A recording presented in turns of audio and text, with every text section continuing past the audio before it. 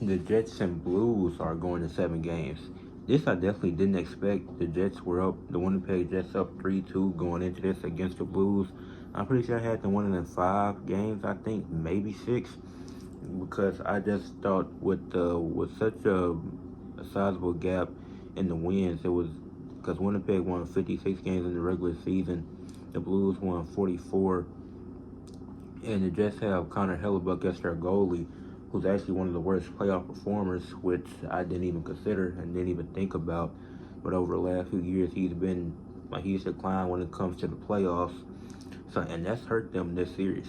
Like he's a legit MVP candidate, but he hasn't shown that in this series so far. As the Jets were able, the Blues were at home once again, and they haven't lost a home game since post All Star break. So they won like 15 or something in a row, something like that, and they won again tonight. Well, y'all be seeing this tomorrow in the morning. So last night they won again to tie the series 3-3. But they dominate each of their home games. They've been able to dominate. It hasn't been any competitive home games for the Blues, and this makes me concerned about the Jets because I'm thinking because Connor Hellebuck, he was a legit MVP candidate. Even if they win this series, can they really get out the second round with how good, with how bad he's been in the playoffs, not being a playoff riser?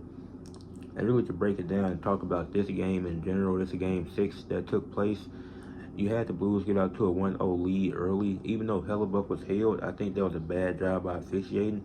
Hellebuck was held, so there should have been an interference call. I don't know why they reviewed it and still nothing was called, so that was interesting. So the Blues definitely had the home whistle here with them having home ice. The game ended up being a blowout, so not to put and I'm not a fan of either one of these teams, so not to put the blame on anybody for the loss, but the refs had to make better decisions than that. You see it in the NBA, you see it all the time in these different sports leagues with the refs and some very egregious calls that really just don't make any sense. This isn't the only bad officiating play I've seen in the playoffs this year. This just one that was noticeable that I had to call out. But after that, the Blues did have a 1-0 lead to end the first intermission, so they're up going into the second. Morgan Barron, he had his goal taken away because his foot hit the puck, so that kind of halted the Jets' momentum for a little bit. But they were able to tie it 1-1, and the game was still really competitive. But then after that, the Blues 3 straight goals in that second intermission. They were absolutely on fire. I think they scored. Now they scored 4 straight goals in that intermission. So yeah, after that, after it was a tie game, the Blues they just went off scoring 4 straight goals, really just being able to score at will. And Connor Hellebuck couldn't stop it. Like I said, giving up 5 goals. This is the only time he's gave up over 2 goals in this series. He did it multiple times, even in home games. I think they won one 5-3. So the Blues will come away with a 5-2 win as the Jets finally scored again in the third intermission. But the game was over at that point, so the Blues were able to win 5-2, and they tied the series up 3 games apiece. And they only took 4 more shots than they did, but they were really able to dominate this game, getting more calculated shots and more precise shots throughout the game.